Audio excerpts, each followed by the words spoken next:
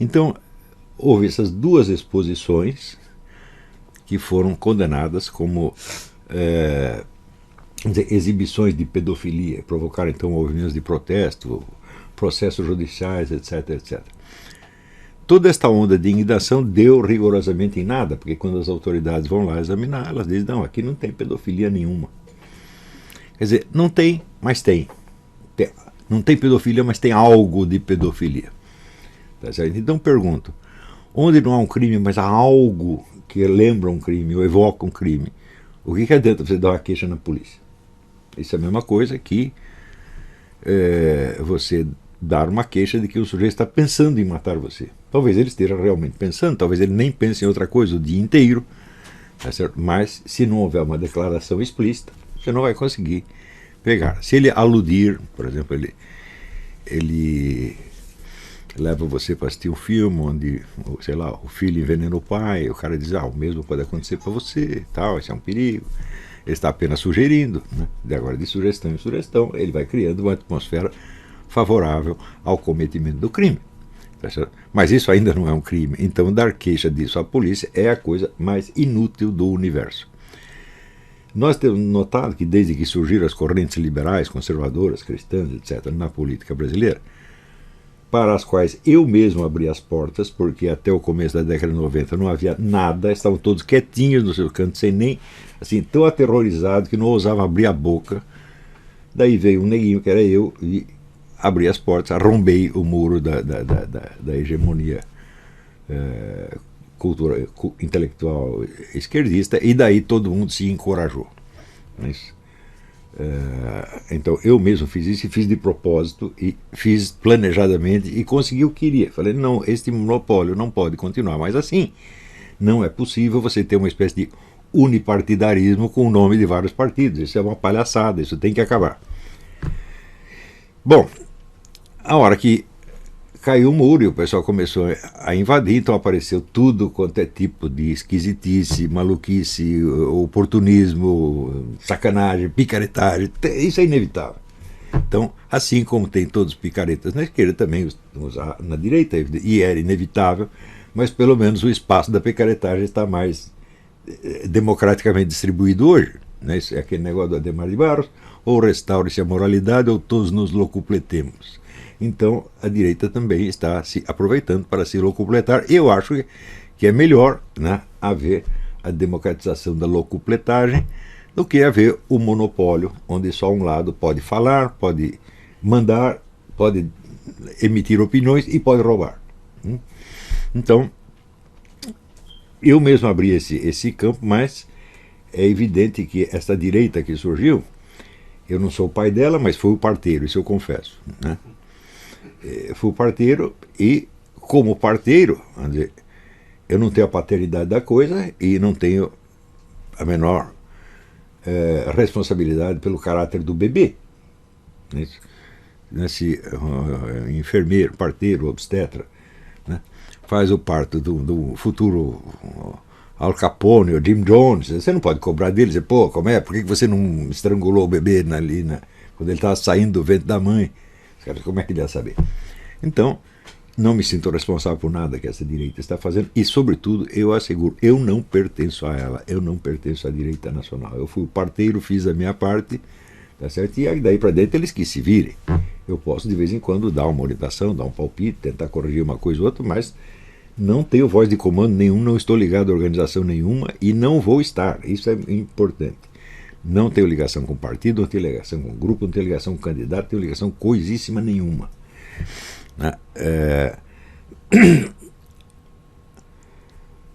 E eu vejo o seguinte, que a direita brasileira é monstruosamente despreparada do ponto de vista intelectual.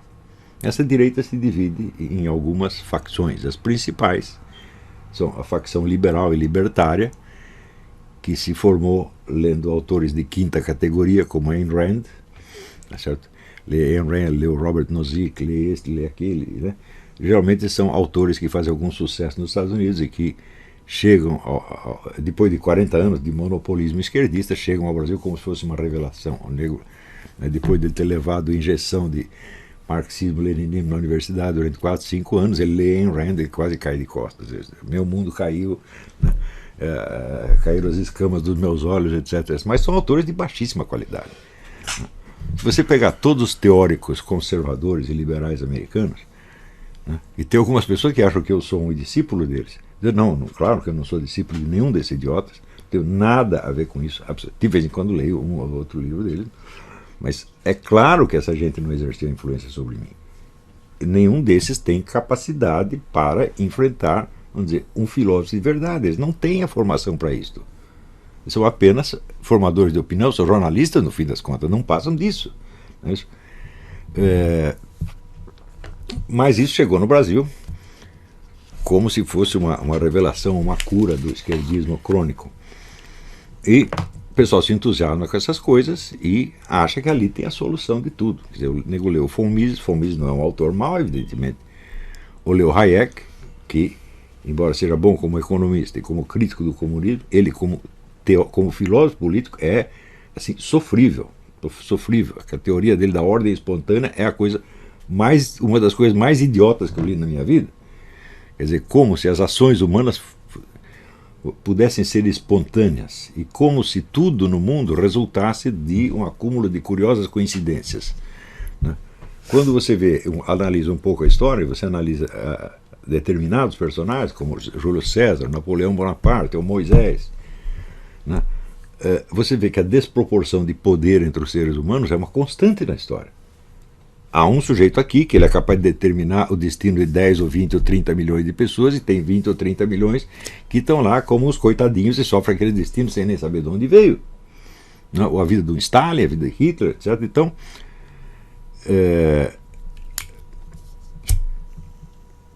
eu jamais esqueci a advertência do Georg Jelinek, esse sim, um grande cientista político, teórico do direito, no livro Teoria do Estado, onde ele diz a providência número 1 nas ciências humanas é você distinguir o que é resultado de uma ação deliberada, de um plano, e o que é o resultado de uma confluência de causas diferentes. Essa distinção, eu acho que o Hayek nunca fez. Porque para acreditar que existe uma ordem espontânea, não, nunca existiu nenhuma ordem espontânea na sociedade humana. Nunca nenhuma. Tudo foi inventado e decidido por alguém. A decisão pode ter sido alterada no curso da sua realização, mas foi alterada por outras pessoas que também decidiram alguma coisa. Então, a ideia da espontaneidade na formação e no desenvolvimento da sociedade humana, ela é contraditada pela própria natureza humana, né? Tem alguém que tem alguma ideia, toma alguma decisão política espontaneamente, como quem respira? Ninguém faz isso. Nunca ninguém fez e nunca ninguém fará. Portanto, tudo o que é decisão surge de uma deliberação. Deliberação pode dar certo, pode dar errado, ela pode ser contraditada por outra deliberação contrária que a neutraliza, tudo isso pode acontecer. Mas ordem espontânea, como é que, se você ouviu falar, por exemplo, do Código Napoleão, como é que você pode pensar em ordem espontânea? O sujeito inventou o código no começo do século XIX, os caras estão obedecendo ainda. E Moisés baixou do Monte Sinai 5.000 anos atrás, trazendo as pedras. Está lá os judeus fazendo aqueles ritos até hoje e todos os cristãos tudo obedecendo aquilo. Como é ordem espontânea? Que raio de ordem espontânea é essa? Então, o Hayek escreveu alguns livros de economia importantes, escreveu O Caminho da Servidão, que é uma excelente análise da economia estatal, mas quando ele se mete a ir acima das chinelas e tornar-se um teorizador da política já é uma coisa absolutamente lamentável, né? Outra pessoa vem com, vamos dizer, o melhor teórico conservador americano foi o Russell Kirk, que o Eric Wegener ele considerava apenas um menino, um amador. Isto, no Brasil, quando alguém chegou a ler Russell Kirk, eu digo que isso já é quase um milagre da consciência. Você descobriu que existe o Russell Kirk. Olha, é para soltar foguete. Tá certo? Então, quer dizer, toda a discussão dentro da direita conservadora ou liberal brasileira está muito baixa. A segunda corrente que existe na direita brasileira é a dos saudosistas do regime militar. Não é isso? Os militares precisam tomar o poder, etc, etc. Eu digo, olha, na verdade é o seguinte, se são os militares, são civis que estão ocupando o poder, isso não faz muita diferença. O que faz diferença é o que eles vão fazer lá. Então, qual é o programa de ação que você tem para os militares no poder? Não tem nenhum.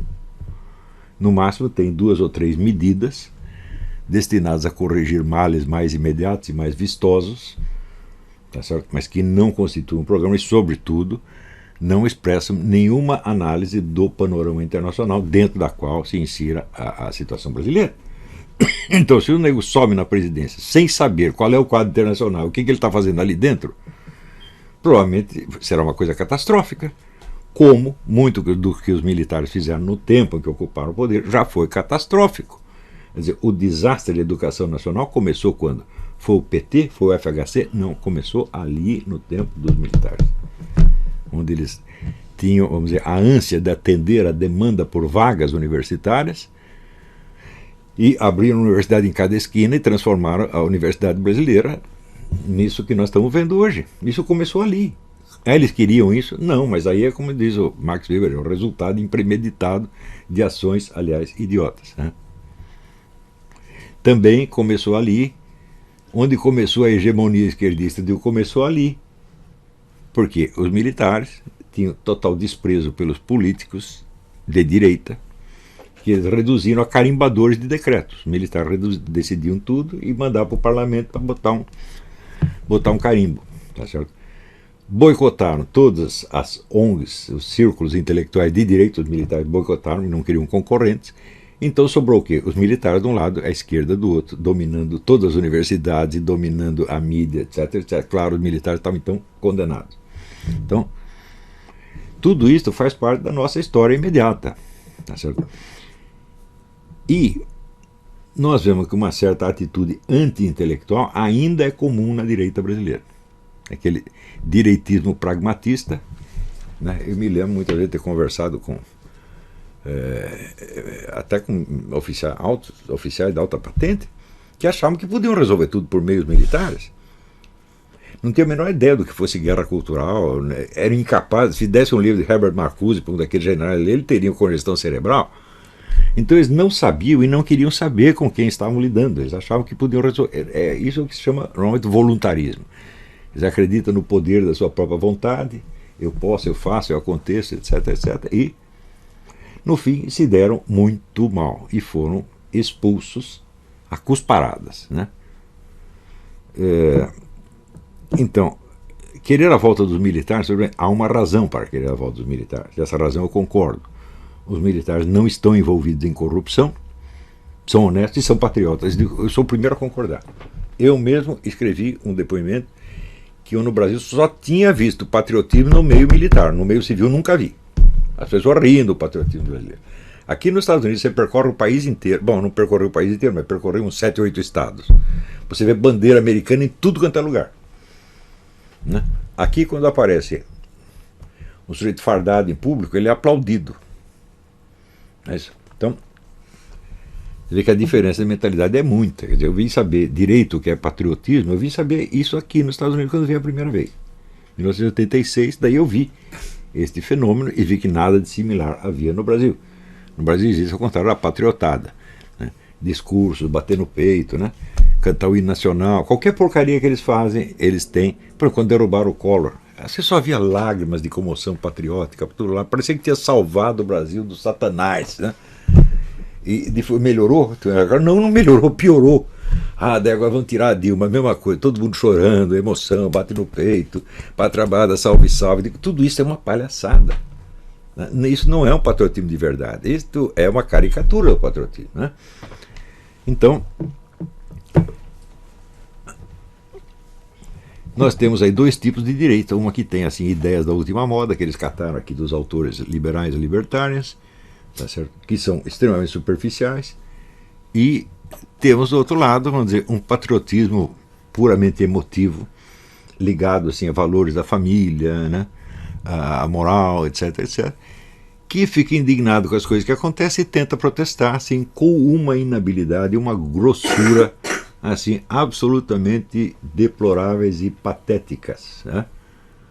Então, se condenando à derrota e à humilhação. Ora, na verdade, essas exposições, elas são muito mais graves do que um ato de pedofilia. O pedófilo